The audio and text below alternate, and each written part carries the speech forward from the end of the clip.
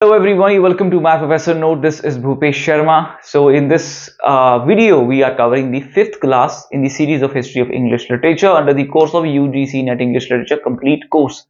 Yesterday, UGC NET exam result was released. Congratulations to all of you who made it. Keep climbing the highest ladder of success. If there's anyone who did not make it this time, keep building the muscle of your subject knowledge, and you will going to crack it. This is for sure. If there's a consistency, there is a discipline, you have a plan, you have a vision, you are working upon it, nothing can stop you from whatever you want to do. All right. So Elizabethan age. Before we start with the Elizabethan age, there are the three concepts that we have to be familiar with, right? So Renaissance. I discussed this topic at length in the previous video, so you can check that video out. Renaissance is the French word. It means the rebirth of the learning and the culture. How did this rebirth happen in England? One of the major events which took place here was the overthrowing the Catholic Church. Who did overthrow that? Your Henry VIII, and established your Protestant Church in England.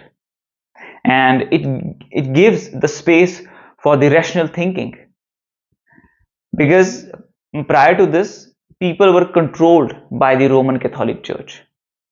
It has a very narrow-minded approach, and people could not perform according to their will. But now the Protestant Church has given them a way to be more rational, to be more skeptical, be their individual self, right? So this is the transition that we see in the Renaissance period, from religion to reason, God to individual, faith to skepticism. And this is what was the thought of your Elizabethan age, and this is where it all began, right? Then we have the Reformation.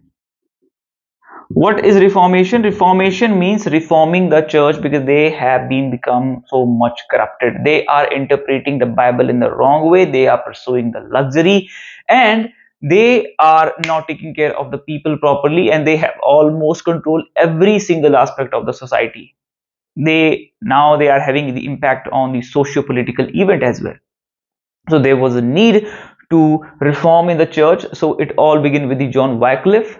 He's the one who started this movement, and he started the Lollard movement. He is called the morning star of the Reformation period. He translated the first Bible. This is how they wanted to do the reform in the church, by bringing the commoners closer to Bible, or bringing the Bible closer to the commoners in their own mother tongue, because it was written in the Latin language, and these common people are not familiar with that, right? So in order to give them access to this Bible, he translated, Wycliffe, he translated the Bible into the English in 1381. He did this. Wycliffe, in 1381. Now here we also need to know the other translations of the Bible. Another one is by the William Tyndale. He did the translation in the 1525 from the Greek and Hebrew languages. It was a translation of the New Testament in English. Third one, we have the Great Bible by the Miles Coverdale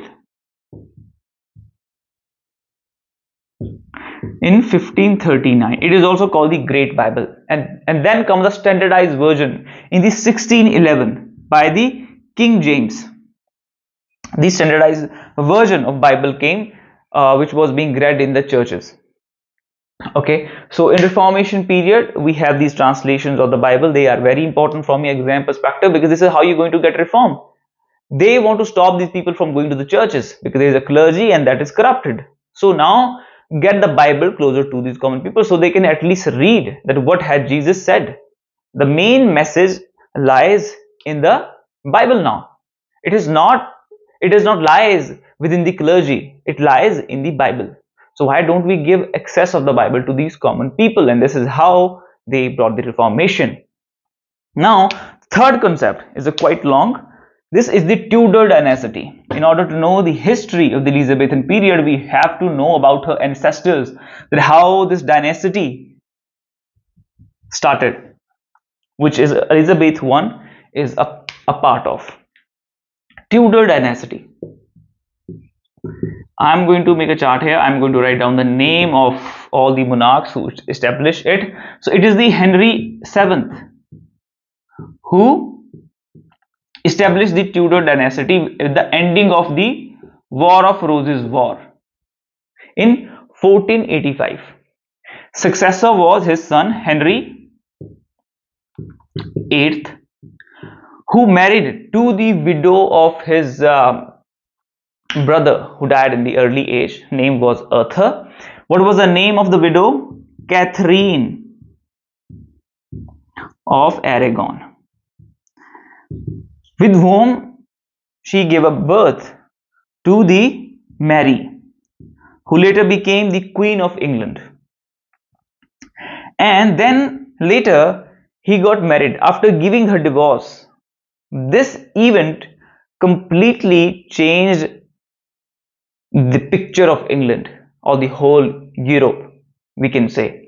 When he gave a divorce to her, and the Roman Catholic Church did not allow him. And why did he give her divorce? Because she wasn't able to bear him a son, right? And he wanted the son in order to keep on his lineage, his dynasty.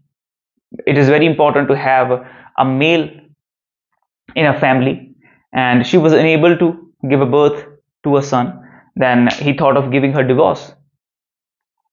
And then your Roman Catholic Church did not allow this. They opposed this demand of him. And then he gave her divorce by overthrowing the church from the England, established the Protestant church and gave divorce to her. And then himself got married to her personal assistant called the Anne Boleyn, who gave birth to the Elizabeth. He married 6 times in order to father a son. She was beheaded.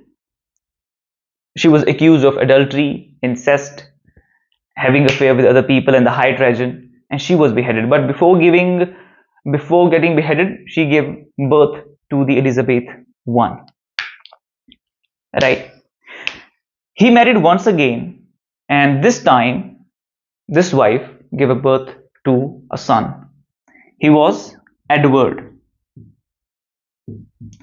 who was the successor of the Henry VIII. Henry VIII died in the 1547, and he became the king. There was this rule that after the death of the father, the property will be inherited by the eldest son or the only son. So he was the only son. He ascended to the throne of England, but at a very young age he died. Then it was Mary I who became the queen. Henry VIII thrown away the church, the Roman Catholic Church, and he decided to reinstate it. She was very aggressive, she was cruel, and for that reason she was giving the name Bloody Mary. She was alone, she was completely scratched inside, and she died in 1558. There was no one who wanted to come closer to her, and she was the wife of the Philip II, who later on came with the Spanish Armada in the 1588 in order to invade the England. This is the one of the major event of this period which consolidated the rule of Elizabeth in England. This is what we will be discussing after this. So Mary I became queen. She died in the 1558, and after that it is Elizabeth I who became the queen. Throughout his life he was looking for a son, but at the end it is a daughter only who changed the picture of England, right? Who made it called the golden era of England, or the Europe as well, it is being said, because it has impacted the whole Europe. But it was not the golden era for the whole Europe because of the Elizabeth I. It was for England only. It was I think the iron era for the other nations, as they were just bringing back all the gold from everywhere. Every single place they colonized, they were looting them. This is how it was the golden era. All right. So Elizabeth I, we have, this is how we come to the Elizabethan age. All right. So this is what your Tudor dynasty is. All right. After this, we will talk about that what was society like, what was the thought, what was the religion, because each one of these things will lay the foundation of this age, and we will move towards the drama, right? So now, what was the society like? There were six classes. In the society. First class is your ruling class. Where we have your monarchs. Second one is your noble class. Here we have your earls, dukes, right? Third class is the gentry. Here we have your knights, squires. I will not write anymore. My ink is about to get over. So I will just tell you, I will write down only the important things now, right? So the fourth class we have is your merchants, right? Fifth class we have your yeomen, and sixth class we have your laborers. In medieval ages, if you want to be a part of these two classes, it was possible only by getting the birth as a son of monarch, or you have to conquer their kingdom. Only then you can be the part of these two classes. But now it is the wealth and the education. If you are wealthy and you have education, you can be the part of these two classes. These were the merits of this age. What it is? Education and the wealth. All right. So this is how your class was like. Even though there was a female who was ruling the state, but this was only limited to the court. Outside, the situation of the women was the same. It did not change their life at all, right? It can be reflected in the education and the inheritance law. Still, the property was going to the eldest son or the only son. They had no access to the education unless you are from a rich family or a high class family. Only then you have the private tutors, otherwise not. You still have to do the domestic work only. So this is how your society was, right? Then come your religion. Here we have the Catholic Church and the Protestant Church. When the Mary won, she became the queen. She prosecuted the Protestant Church followers, right? They treated them unfairly. When your Elizabeth I became the queen, right? She was very tolerant, but still the Protestant Church followers enjoyed the favor during her reigning period, and the Catholic Church followers were prosecuted. They were treated unfairly. So there was always a tussle. But it is being said that this hostility diminished considerably between these two religions during her time period. We have witnessed the peace, internal peace, during her time when she was reigning the England, right? So then the other thing which is here, that is your thought. What was thought was like of this age? The thought was that they give the importance to the questioning, they give the importance to the skepticism, to the scientific temper, right? That's what they respected during that time period, as it was a transition, I told you, from God to individual, from religion to reason, and from faith to skepticism. So that was so this is how the age was like, right? Now come to the London, which is a very important place. We have to discuss that. So London was the center of the commerce and the trade, right? And but there was no drainage system, as we had 1,000 years back in the Harappa. They came to India in the 16th century. This is the time when your Queen Elizabeth, she granted the chart, and the East India Company was formed. It was a group of merchants who started the journey of colonizing the world. They came to India and they told us, we do not know anything. We are uneducated, right? We are slaves. We are the barbarians. We do not know anything. we have one of the best drainage system in the whole world, and it can be witnessed even this monsoon, right? That area of Harappa Sabeta, your Mohenjo-daro, your water did not get collected there, even in this monsoon. And they have no drainage system even in the 16th century. There was poor hygienic system, and because of that, the life expectancy was around 40 age only, right? And there was a spread of plague, which almost swept out 2/3 or 1/3 of the whole England. So this is what was happening in the England at that time, right? So this is what was your society of the Elizabethan time period. Okay, all right. Now here we have the major event of this age, which is the Spanish Armada, which took place in the 1588. This is the event that consolidated the rule of Elizabeth, right? In 1588, it is Philip II who came with his Spanish army called the Spanish Armada, a fleet of the ships on the sea, 130 ships, 25 guns, 8,000 seamen, and 20,000 soldiers are on their way to invade the England. Philip II was the husband of the Mary I, who was also the queen.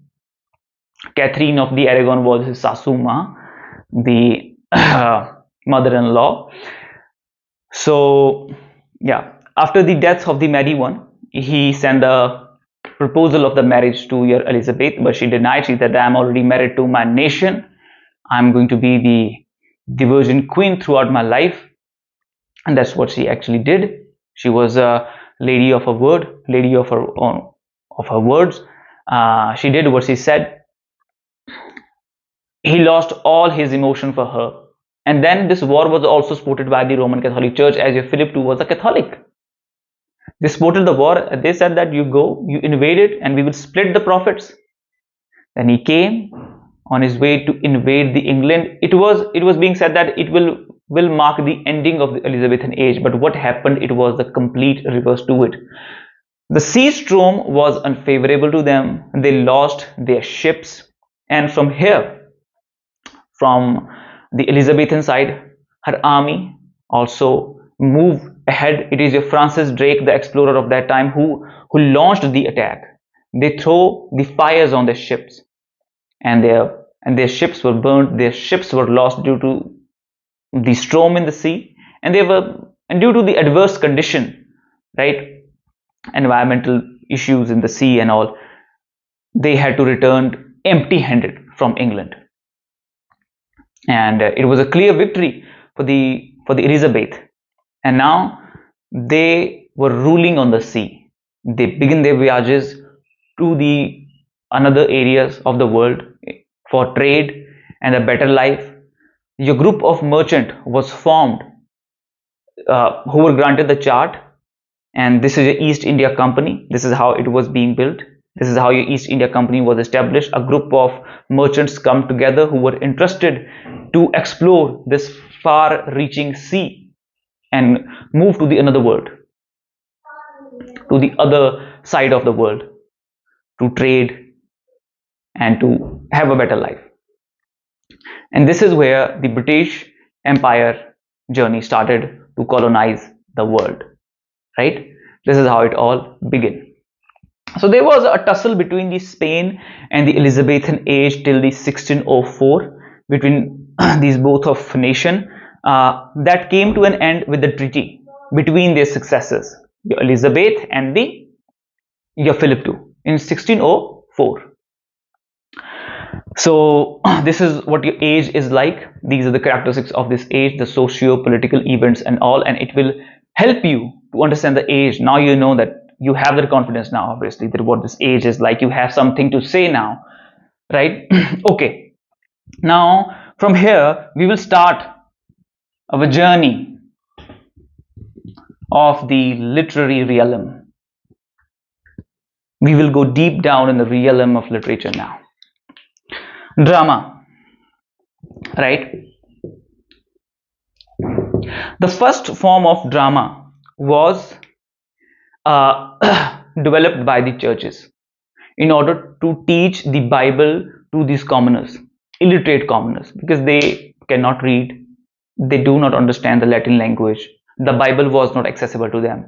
So they found out a way to teach them. That was a drama. They put up a show, they start staging the play in the cathedral, right?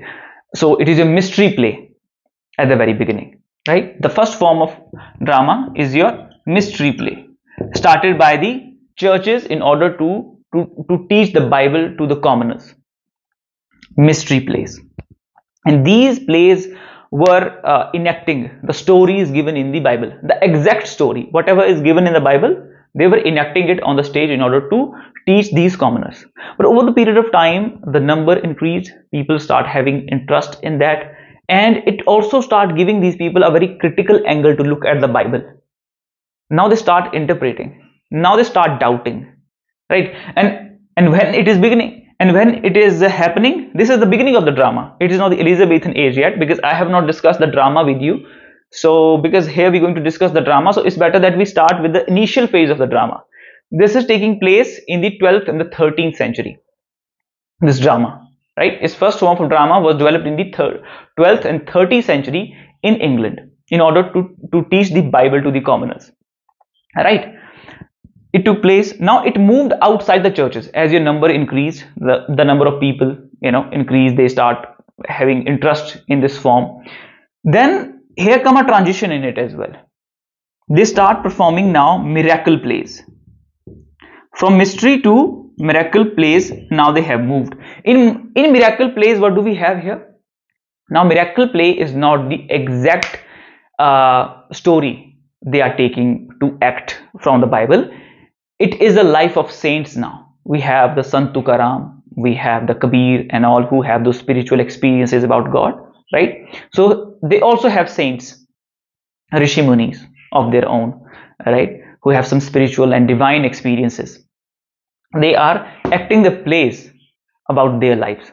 So your miracle plays is about the lives of saint, and your mystery is enacting the stories of Bible.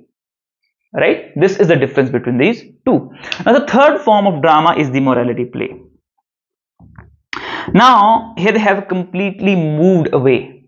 Almost they have completely moved away, and now the churches do not have any control over the drama as well. Their participation is forbidden. There was also a law which was passed by the merchants and the guilds, because now it is the merchant and guilds who are organizing these plays. Right? Now these plays have moved from the church cathedral to the town square, where a large number of people are coming.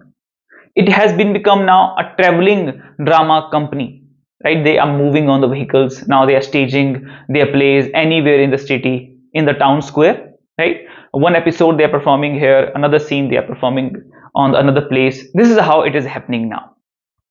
Okay, so this is your morality plays. In morality plays, we have the allegorical character. The example of it is the everyman. What is the example of the morality play? Everyman. Here, when I say allegorical character, means here we have the vices and virtues which are personified as a characters, right? Your faith, your justice, your truth, your good deed, bad deed, these are the names of the characters, and these characters have these qualities, right? They are personifying these virtues. The real characters, they are personifying the justice, another one is personifying bad deed, another one is personifying faith and truth. So what has happened in the everyman, the death has came with the invitation to the everyman, to this person. Everyman signifies the everyman, all of us, right? These were didactic kind of plays who want to teach you something, a moral knowledge, right? So they were serving the society in that manner. They were teaching people that what will happen to you. They were trying to give a message. So death comes to him with the invitation and tells him to meet the God. This is the final moment now. He is about to die. जैसे हमारे यहाँ कहते हैं कि मौत आ गई है, अब कौन आते हैं वो, मैं भूल गया, पताल लोक से जो आपको लेने के लिए दानव और दैत्य आते हैं, वैसा कुछ यहाँ पे हो रहा है. So he came, the death came and gave him the invitation, with the invitation that now come, this is the time to meet God. Now he is reluctant to go, and then he start asking other people to be his companion, to accompany him on his journey to meet God. And everyone gives very ridiculous reasons. Somebody said that I have some pain in my toe, otherwise I would have come with you. And finally, it is the good deed who decided to accompany him on his journey. So it gives us a message that it is your good deeds only. ये आपके अच्छे कर्म ही हैं जो आपके साथ अंत में आपके साथ आएंगे. This is the kind of message it is trying to give you. ठीक है? This is what your everyman play is, and this is what your morality play is, right? It was much more rational. Morality play started to have some immorality in it as well, and the audience was enjoying it, and that's where the English drama starting falling away or moving away from the classical drama, right? There are some principles of the classical drama that we will also be discussing here. So this is what your drama was like, and this is how it began. We have the interludes. Interludes was a short drama which was set at the very beginning of the play or in the middle in order to entertain the audience, right?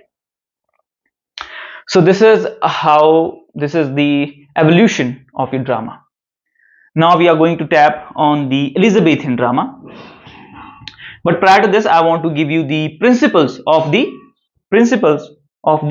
now we are moving to the comedies, historical plays, right? Romantic drama, which evolved during the Elizabethan age. So what were the classical principles of the drama? To the core, these dramas of the Elizabethan, now we are coming to the Elizabethan age. This is the beginning of the drama, the way it begins. It was very important for us to know, right? Okay. The classical principles, right, as it was influenced by the Greeks and the Latin dramatists. It was your first century Latin poet Seneca. The core element of all the tragedies in Elizabethan age were Senecan. They have the chorus, they have a messenger, right? All those characteristics of the Greek plays were there. To its core, it was Senecan. The tragedies were Senecan in Elizabethan age. When it comes to the comedy, it was influenced by the Plutus and the Terence, right? They were Latin, Italian playwrights, right? They have influenced the comedy of the Elizabethan age. Now what was the principle? The first principle of the classical drama, which were given by the Aristotle and Seneca. The unity of subject in tune means if you are performing a tragic play, a tragedy, it should only constitute tragic element. You should not talk about comedy then. But what they did in the Elizabethan age, they blend the comedy and the tragedy together. In this way, they invent their own form of drama. They did not follow these unities. They did not follow these principles. Second one was they did not perform. The classical dramatists did not perform the actions, the dramatic action on stage. Dramatic action. They didn't used to perform the dramatic action on stage, but they did. In the classical drama, your narration was in the predominance, and they used to narrate. If there is any battle, if there is any war, they simply used to narrate it. There was a voiceover that used to tell you that there is a war happening, battle happening, but they start performing it because they were going with the taste of people. The Elizabethan dramatists, they were going with the taste of people. They were commercializing it, right? So they were staging the action as well. The third one is the unities of time, place, and the plot. According to the classicals, The drama should be performed within a single day, at a single place, and it should have a single storyline and a single scene. But what we get to see in the Elizabethan drama, multiple acts, multiple scene, the storyline extended over a month and a year, even a seasons, and it was being performed on the different places. So they did not followed any of the classical rules. This is where they step out. They establish their own kind of drama, which give them more freedom. They explore new characters, new kind of writings, right? So these are the three main principles, the fundamental principles of the drama, of the classical drama. Even though still it was to its core influenced by the Greeks only, right? Now there are a few minor things which I missed here. I forgot to tell you that these plays, your morality plays, they were your mystery plays and the miracle plays. All of these plays were performed in cycle. Means there used to be a storyline and it used to go in a full circle. Means it is beginning with the life of Jesus, followed by his crucifixion, then his after this, then his second coming, right? Or with the creation of man, ending with the fall of man, right? So there was a cycle of the storyline. Okay, and each cycle was performed from 12 to 14 days at a stretch continuously. There were 4 major companies and there were 4 cycles. Their names were given according to their places. That is your that is a Wakefield cycle, York cycle, Coventry, and your there was your one another one, Wakefield, York, Coventry, or it was Charter, something of that kind. There are 4 cycles. I will write it down in the comment section below, or you can also search it yourself. So they were the 4 cycles, right? Their name were the Wakefield, York, Coventry, or I think maybe Charter or something. So they used to perform these names were given according to the places where they used to perform these plays. So now you got to know that how the mystery, miracle, and morality plays, this drama came into existence, how it began, and how we can differentiate the Elizabethan dramatist from the classical age. Okay. What is another thing I need to tell you?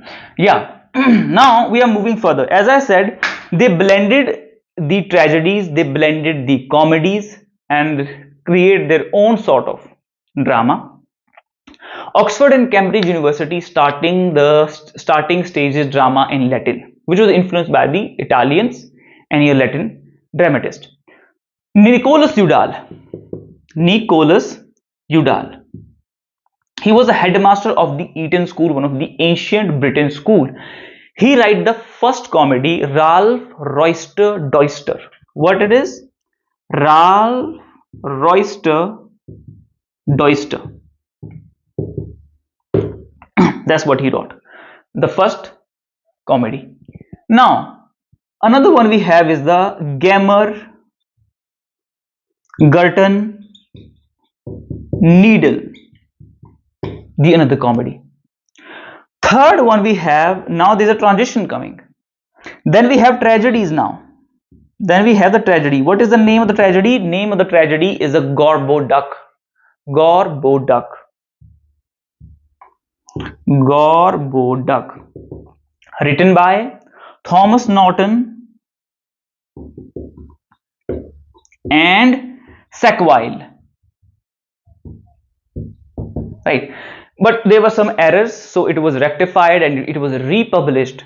First time it was performed front of the Queen Elizabeth in the 1561, and it was published in the 1562. The final version of it came in the 1517, and it was renamed. It was given a new title, A Tragedy of Forex and Porex. These are the 2 characters here. Tragedy of Forex and Porex. right? Now there's a one important comedy as well that was written by the John Haywood. He was a dramatist in the court of the Henry VIII. What was the name of the comedy? The name of the comedy was a four piece. Four piece. It means the peddler, your palmer, your pardoner, and the apothecary. These are the four characters we have here. And there is a, what is the plot? They have a competition about lying. That who will lie the more? That who will tell the wildest lie, and that person will win. So it was a very humorous kind of play, right? So these four comedies we have here, right? So now I told you that how it all began, right? What comedy we have at the very beginning, who have wrought them. Now you got the very basics are clear. Now the very important thing here is the theatre. That is a very important part. The first theatre came into the 1576. The name of it was the theatre. Another one was the curtain, came in the 1577. Right. The initial phase we have these two theatres here, and they were established outside the London city. Why? In order to prevent the law and order problems and the spread of the plague. So that is the reason they were erected outside the London city.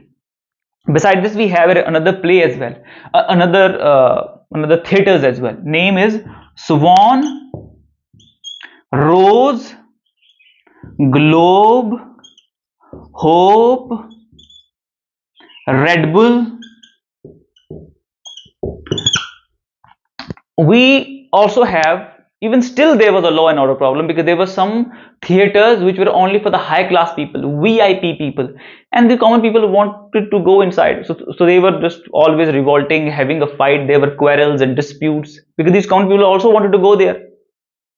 They were saying that you have built these with our taxes. Just an assumption, maybe not, but they were revolts, right? So the another important theatre we have is the Lord Chamberlain Theatre Company. Lord Chamberlain Company. It is also called the King's Men.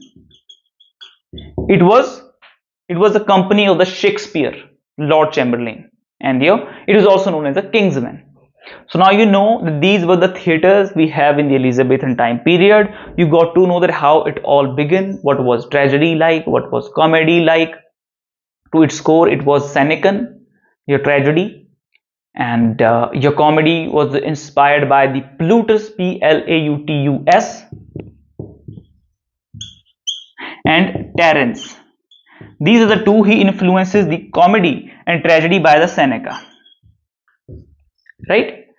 So this is what the Elizabethan age is like. Now we will be moving further with the dramatists, where we will be discussing about the Shakespearean drama, your university wits, right? Your prose writers were there. That's what we will be discussing in the second part of the Elizabethan age. It's a very broad age. It has a lot of content into it. It will be quite difficult to cover it within the one age, within the one video. So I hope you like it, and don't forget to enroll for our mentorship program and buy our exam oriented study material. Just enroll once, and I'm there to help you out through this whole journey and get you your NET JRF. Happy learning.